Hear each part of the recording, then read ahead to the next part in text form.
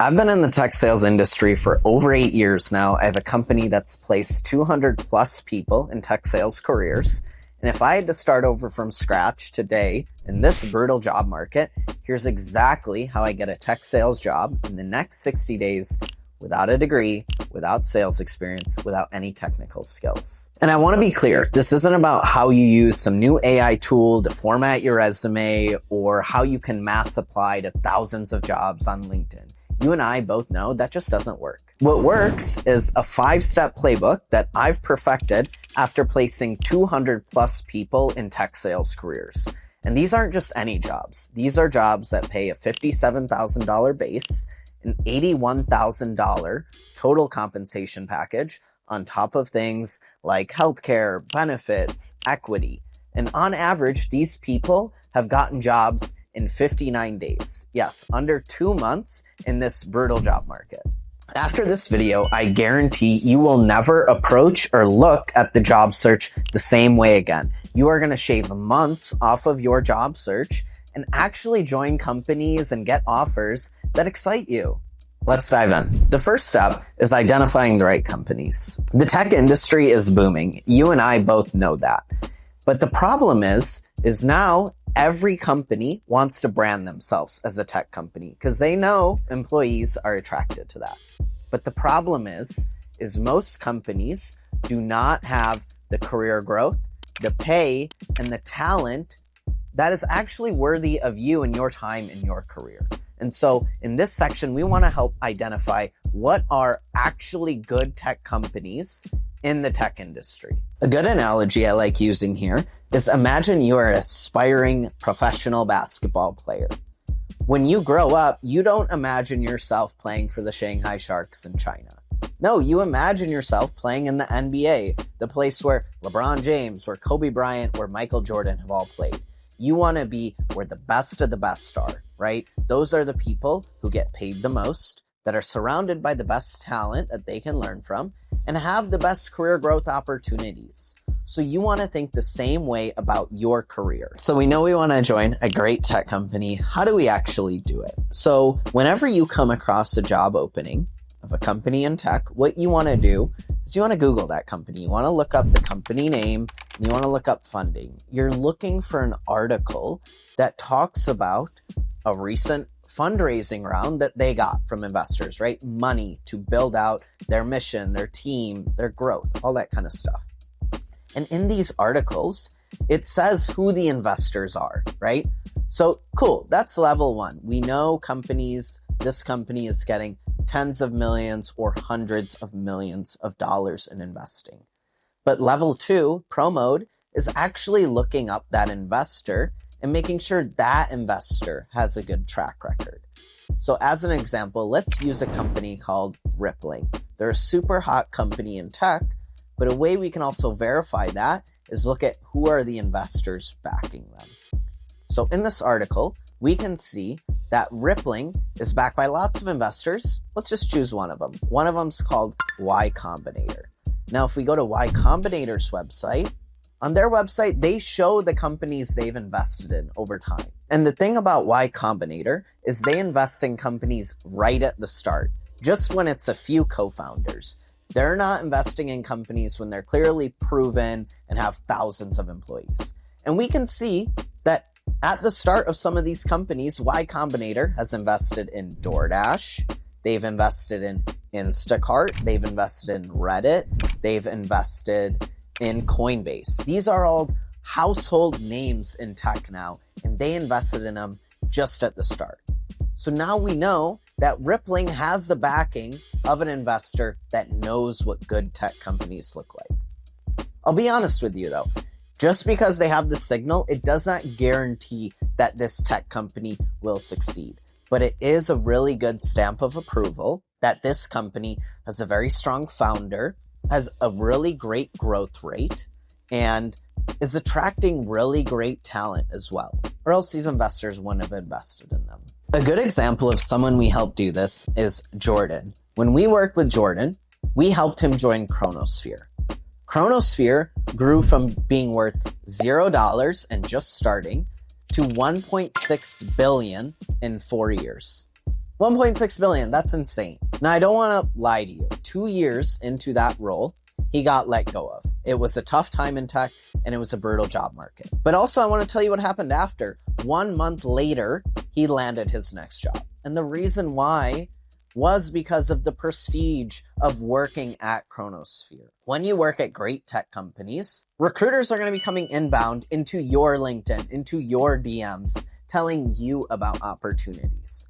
And also, when you reach out to recruiters and hiring managers about opportunities, they're going to see a great name brand in tech on your LinkedIn, and they're going to be down to chat with you because they know if that company that is great hired you, there must be something there, right? And so the second company that Jordan joined was Deci AI. 8 months into his role there, they got acquired by NVIDIA. And if you don't know much about tech or AI, NVIDIA is one of the hottest companies in tech right now. They're listed on the US stock exchange and they're worth over $1 trillion. So 8 months into that role, they got acquired. He decided to move on. And where he decided to move on to was Allen Control Systems. They're a next-gen defense tech company. And 3 years into his tech sales career, he went from just starting to being a VP of sales. Now, again, I'm not going to tell you that this is going to happen for you. 3 years becoming a VP is unlikely. More likely, it's going to take 5, 6, 7, 8 years if you're performing really well. But I do want to show you what's possible in this industry and the career growth that's possible when you work really hard, when you're a good performer, and you join the right tech companies. So step 2 is creating a standout resume. And before we go into what your resume needs, I do have to be honest with you about this. This is not the most important part of getting a job. Everyone thinks it is, but the reality is it's not. So let's keep this section short and quick. I'm not going to go into details about how you need to keep it to one page, about how you need to talk about your most recent roles first, or using verbs. You already know that stuff. The first thing is you want to lead with high impact, metric driven numbers. You want them to immediately think, oh, this person was a top performer. Maybe that top bullet is something like awarded employee of the year. Maybe it was something like hit 120% of quota. Maybe it was something like top 1 out of a team of 20 in terms of customer satisfaction score. Lead with your best. You want this person to think, oh, this person's a top performer. The second thing is you want to avoid technical jargon and you want to make everything sound stupid simple. The hiring manager or recruiter is going to be looking at your resume for 5 to 10 to 15 seconds and deciding if they want to invest more time in it. And so if everything is confusing, they're just going to move on. You have to make it immediately clear on what it is you did in these roles. For instance, I wouldn't say something like created CX-centric tools in Zendesk to reduce ticket backlog by 40%. You want to make it sound more simple. Instead, you'll say something like created Zendesk shortcuts that reduced our customer support inquiries by 40% so we could respond to customers faster. You want to think, how do you say this in a more concise, simple, stupid, easy to understand way? The third thing is, if the company goals were too hard, compare yourself to your peers instead. Sometimes the metrics that you are measured on are unrealistic. Maybe everyone on the team only hit 20% or 50% of the goal. And so instead of comparing yourself to that number, you compare yourself to your team because you perform better than your team.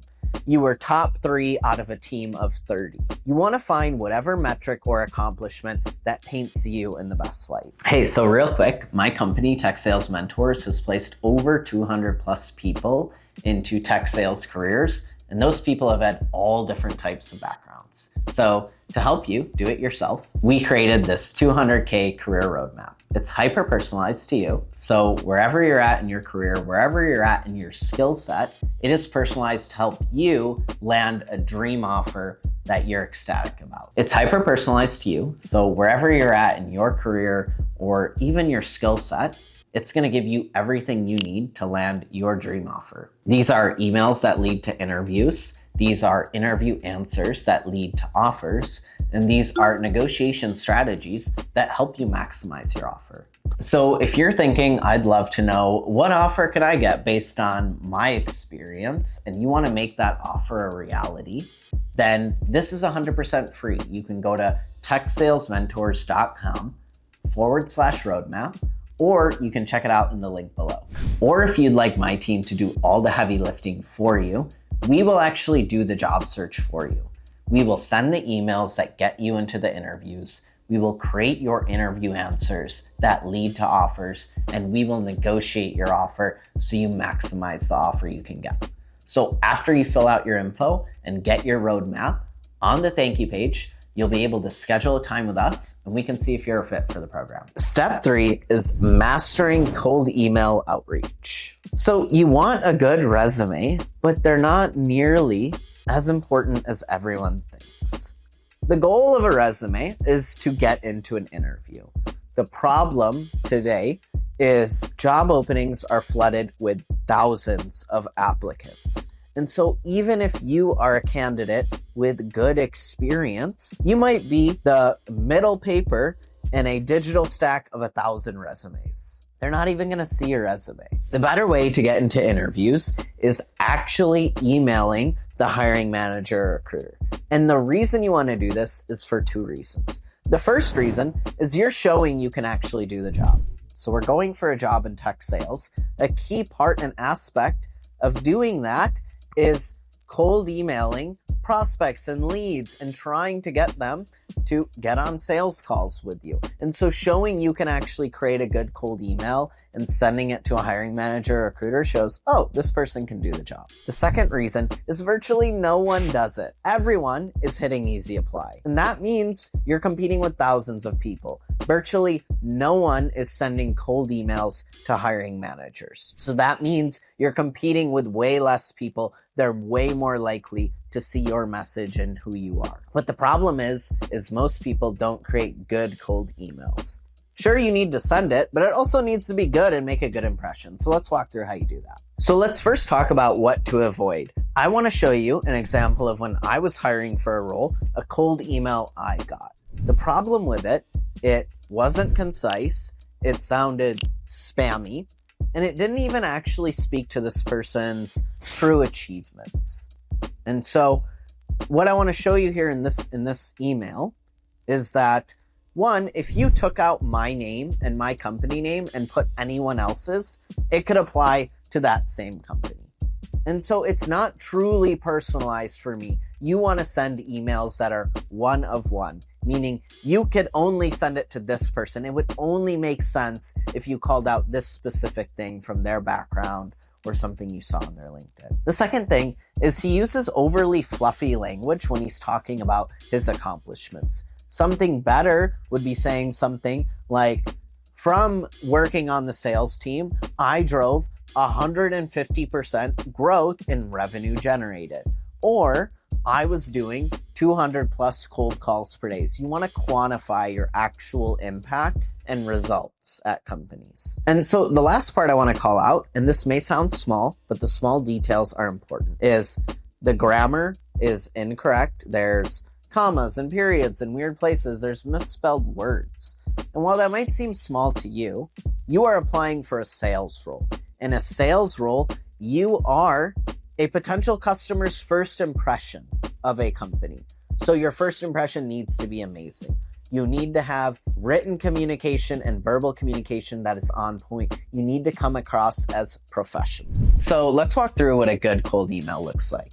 A good cold email is concise, has relevant personalization, and actually truly sells the impact that you made in your roles. So what I want to do is walk you through an email we created for a candidate, a tech sales candidate, that actually got them into an interview. So in this cold email, the first thing we want to talk about is the first paragraph. The first paragraph is focused on relevant personalization. What that means is you go and look at that person's LinkedIn and you find something that they're talking about on their LinkedIn that you can mention. But here's where the relevant part comes in. You want to actually mention something that relates to why you're reaching out. You're reaching out because you want to interview and you want to work with this person. So in this email, we're saying you've crushed tech sales, you raised a family, and you came back swinging. The reason we mention this is because the person mentions this on their LinkedIn. And we're saying we want to work with that type of person. We want to work with that type of leader. That is an example of not just personalization, but relevant personalization. Now, the second paragraph is focused on you.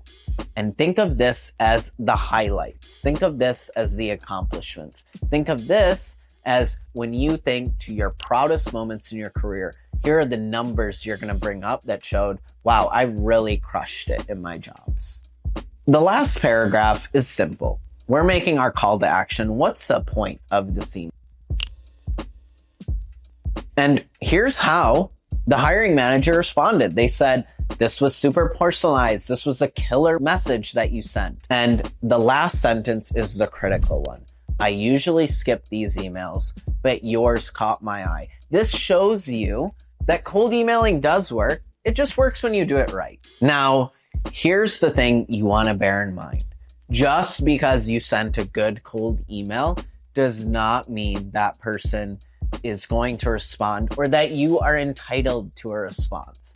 That person has a busy life. Maybe they had a ton of emails come in that day about work. Lots of things could have been the reason that they didn't respond to your message. But good tech sales reps do not let that stop them. They follow up. They send a second email. They talk about different experiences that they've had that also showed that they'd be a good tech sales rep, right?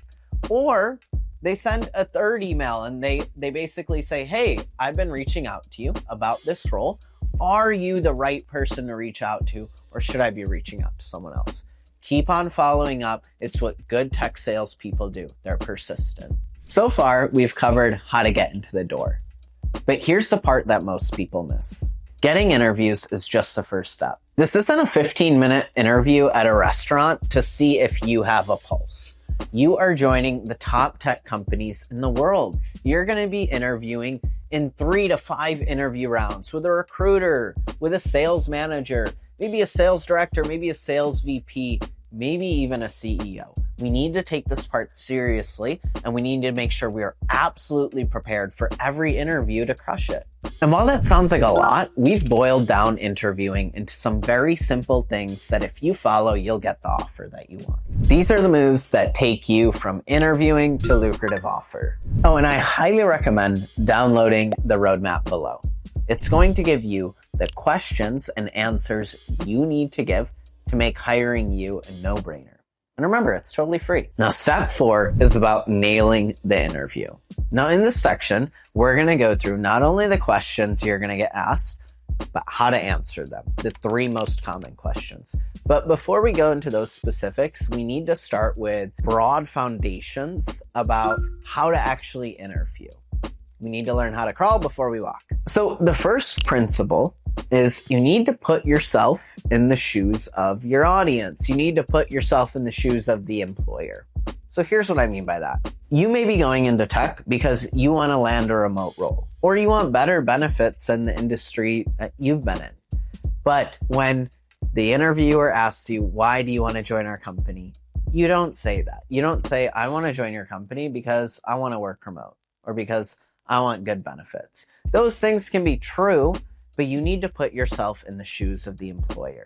Their job is to hire someone who's eager to work at that company, who's eager to crush that role, and wants to become the best at what they do. Instead, you want to talk about how you want to join that company because the leaders at that company seem like great people to learn from, and you're eager to be a sponge and be super coachable and learn everything they have to teach you. Or because what you're learning about the product is so fascinating. The idea that you're going to be calling people and emailing leads all day long about what this product does really excites you. Those are the things you want to lead with. So again, you can want these things that you want to be remote, you want good benefits, all that kind of stuff. But when you are answering interview questions, think to what this person wants to hear and have your answers reflect that. Number 2 is you don't want to be vague in your interview answers. You want to help visualize and paint a picture in their head of what you've done. And so often you'll see this in interview answers and LinkedIn about sections. I am a hardworking, dedicated professional. I'm someone who's going to put my best foot forward. That is vague, and every other interviewer can say the exact same thing, which means you're going to sound like everyone else. So instead, you want to tell stories that show you're a hard worker, that show you're dedicated, that show you've gone over the top before. So you want to think to times in your life when you've demonstrated that trait and actually tell that story instead. So for me, for example, I am a hard worker. And the way I showed that in my tech sales interviews was I didn't say that, but instead I told a story that reflected that. So in college, I was trying to get into a finance club. It was admissions based and they were very selective.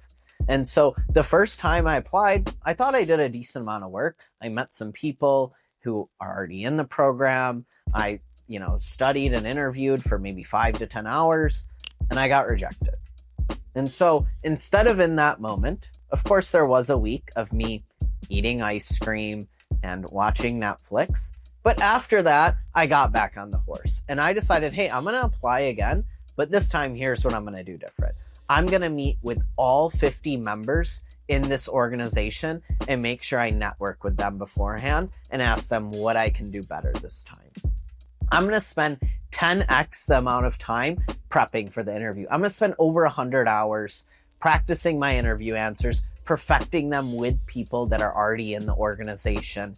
And I'm going to make sure I leave nothing to chance. And so the second time around, I absolutely did get in. I absolutely did crush it. And so that's an example of showing that I worked hard instead of just saying, hey, I'm a hard worker. Number 3 is it's not just about what you say, but it's how you say it. You are going for a tech sales role. Tech sales people communicate. They use their words. So part of the interview is not just verifying that, hey, you're a hard worker, you're someone who's coachable, you're someone who wants to be in sales, but they're also trying to understand your communication skills. And so if you're answering interview answers like this, where you sound really boring and really monotone and just like an absolutely miserable person, then you're not going to get the interview. You need to deliver answers with excitement, with enthusiasm. So now let's talk about the 3 most common questions you're going to get in a tech sales interview answer and how to answer them. The first one is, tell me about yourself. Tell me about your background. Walk me through your resume. It's going to be some version of that. And the goal of this is we want to demonstrate that we have the character traits to be a good tech sales rep. So if we start with knowing what that is, then we can think of the 3 to 4 stories we want to tell that reflect we have those traits. And so the 5 traits that you want to show that you have is 1, grit. You can handle rejection, right? You're going to be making 100 calls a day. You're going to be sending 50 emails a day, something like that. If you get 1 no, if you get 1 person telling you to unsubscribe, are you going to lose your shit? Are you going to decide to quit that day? No, that's not what good tech sales reps do. They understand that rejection is part of the process. 2, you need to be coachable.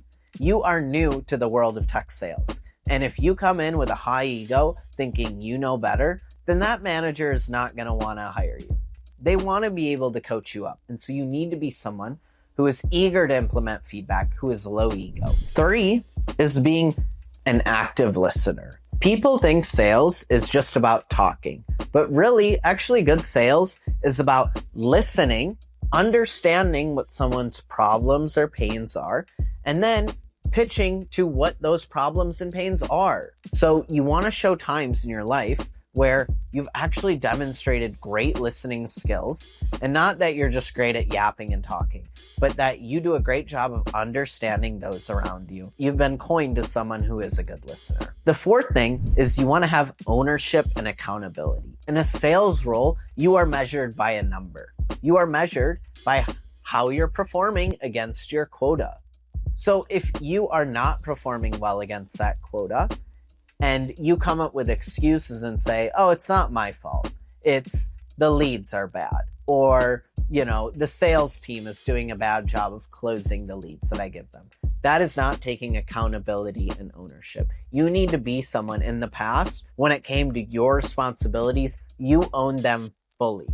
You want to show examples and stories in the past when you've been faced with challenges, with responsibilities, and you've took them on fully. You haven't looked for someone else to solve that issue for you, or you haven't looked for some excuse to blame why you didn't accomplish that thing. The last thing you want to show is that you actually want to be in sales.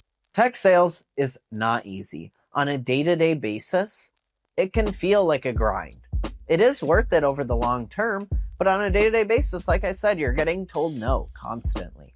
And so they actually want to hire people who actually want to be in this, who actually want to learn sales, who actually want to become good at it. So demonstrating your love of sales or eagerness to become great at sales and learn sales is important. So the next thing you want to do with this answer is you want to highlight achievements, not failures.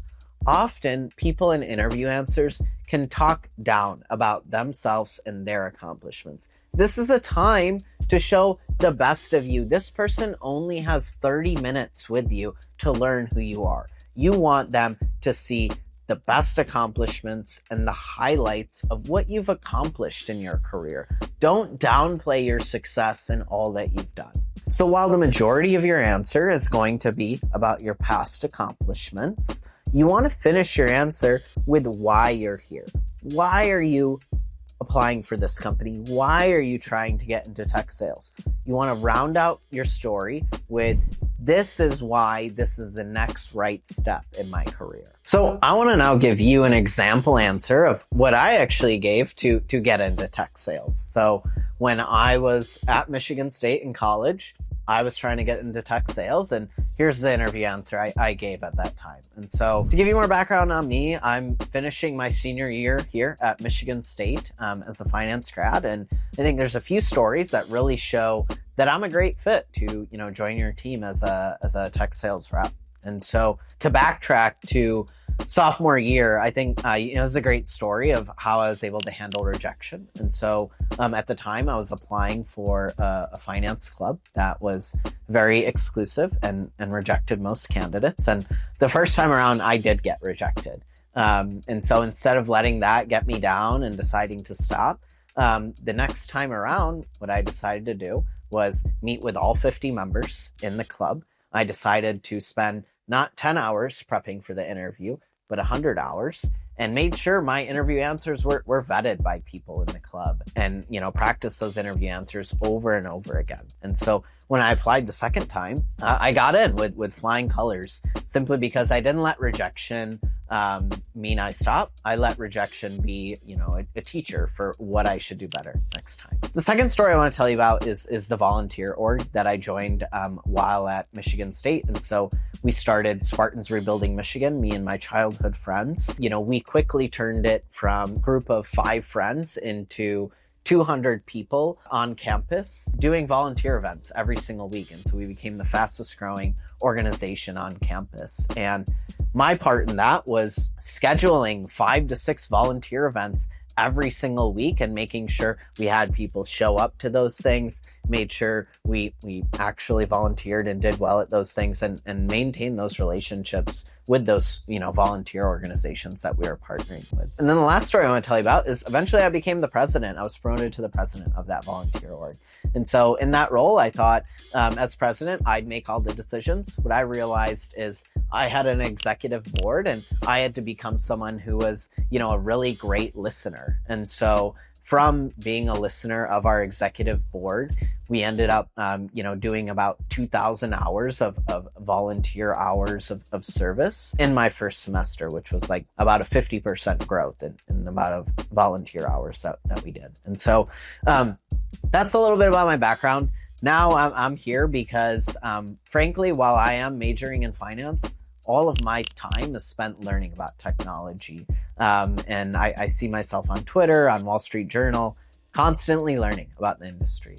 And I just want to spend not only my free time doing that, but also my work time. So learning more about your company, Sift, and the product you sell, I find myself endlessly fascinated and going deep down the rabbit hole learning. So the chance to, actually sell that all day long to customers is super exciting to me. So the second question we want to talk about that you're most commonly going to get asked is, why do you want to do a sales role? When it comes to this, we want to focus on a few things. One, we want to focus on the rule of three. The rule of three comes from Jack Welch, former CEO of General Electric, and it basically talks about when making arguments or cases, you want to talk in threes. You want to give 3 reasons. The last and most critical question you're going to get asked is, why do you want to join our company?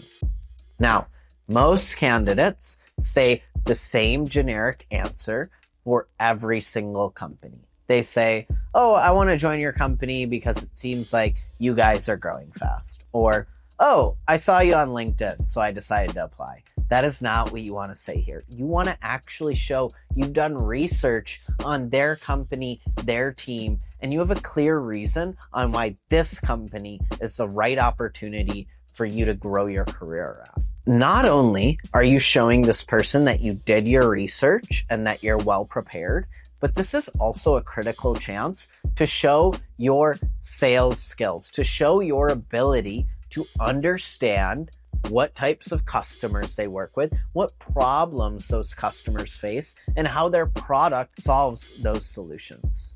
So there's 3 different areas you can poke on to come up with a good why our company answer. The first is customer case studies. On all of these company websites, there will be a tab or a section for you to see case studies, actual examples of how they've worked with customers on problems they've faced and how their product has led to the solutions that this customer wanted.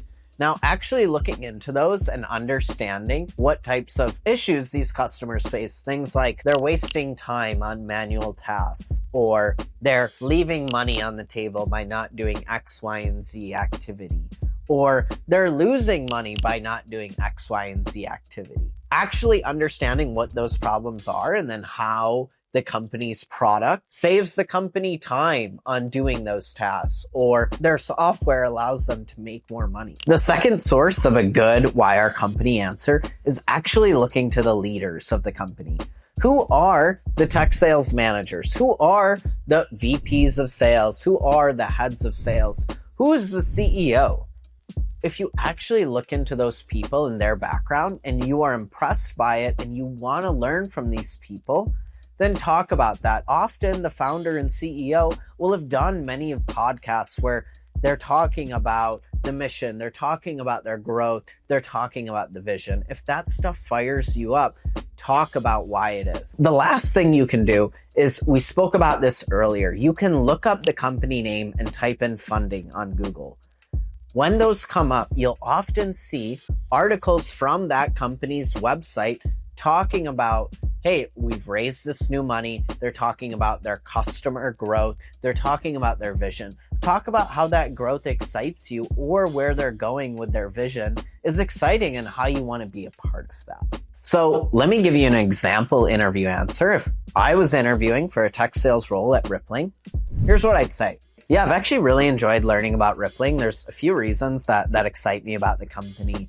The first is actually learning about the problems you guys solve. I think it fits really well into the problems that companies are facing in the economy right now. They aren't hiring as much, right? They're cutting back on hiring. And so they're looking for software to automate some of these key tasks that employees might do. And so, companies don't want people spending time on menial tasks like clicking buttons and onboarding people. So the fact that Rippling is helping these companies automate those HR tasks, I think make it really compelling. It makes it so companies don't have to hire more people for these low-level tasks. And instead, when they are hiring people, they can focus on more strategic, higher value work. Like, actually, how do we make sure employees are excited to work here? How do we make sure employees want to come to work here? Not how are we sending our laptop to them, or how do we make sure we're getting their address, right? Those sorts of simple tasks should be handled by software. The second reason is it's awesome to see the leaders at Rippling and how seasoned they are. Not only Parker, your CEO, who has already worked in the startup space, already been a founder, already grown a company pretty large. It's pretty cool to see him do it a second time now and build a company that's even bigger than his first. And then when it comes to the actual sales team I'll be joining, seeing Ashley as the leader really excites me. She seems like a seasoned leader who's done this many times, and I'm sure she has very structured training and playbooks and a team that she's built that I can learn from. And since I'm new to this industry, I'm coming in with a low ego and I'm ready to soak up all the knowledge. And so I'm pretty excited about the opportunity here. Okay, so now you've got the interview answers that have led to the offer. Now it's about maximizing the offer. Okay, and so step 5 is now getting your offer and negotiating it higher. So here's what's going to happen. They are going to call you, likely the recruiter or hiring manager. They're going to say, we're so excited. We want to offer you X role. We want to offer it at X salary. What do you think? So in this scenario, you don't have to say yes. Instead, show that you're excited, but tell them that you'd love to see the offer in writing over email. And you would love to review it and get back to them with questions that you have. The way you want to handle this negotiation and offer is doing it asynchronously, doing it over email. First, that takes the pressure off of you. Now, the thing you might be thinking in your head right now is, oh, if I negotiate the offer, what if they take it away? That is not going to happen unless you're a complete asshole in how you negotiate it.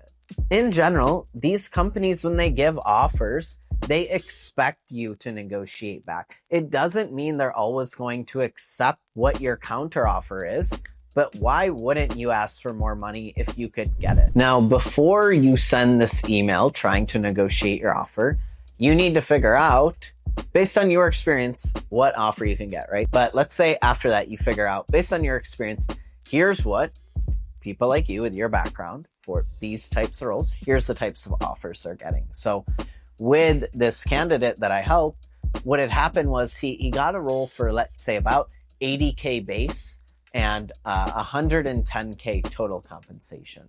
And for the role he was going for and the experience he had, actually the salary and the base was all higher than that. So an example email that he would send is something along the lines of, thanks so much for sending over this offer. I did a little bit more research on these types of roles, and I saw that base salary is often $90K and total compensation is $120K. Are we able to bridge that gap? Again, super excited for the offer. And then you sign off with best and your name. And so really it's quite short and simple. You don't have to come up with endless reasons. It doesn't have to be caveated, and it doesn't have to be 10 paragraphs long. You want to get to your point and your ask quickly, and you just want to back it up with market data, right? What are people with your levels of experience for these types of roles? What are they getting paid? It's really that simple. Okay, so that was a lot of information, but I truly believe if you follow this step by step, you will land a great tech sales role, because this is the exact system we teach our candidates. So my company, the past 4.5 years, has placed 200 plus people in tech sales careers at the top tech companies. Some of these people have had no experience. Some of them have had a ton. And so we summarized all of that in this career roadmap. It's hyper personalized to you wherever you're at in your career journey. It provides you everything you need to land an incredible offer. Emails that lead to interviews, interview answers that lead to offers, and negotiation strategies that lead to maximizing your job offer. So if you're thinking, I'd love to know more based on my experience, what offers I can get, then check this out. This is 100% free. You can get it at techsalesmentors.com/roadmap, or just hit the link in the description below.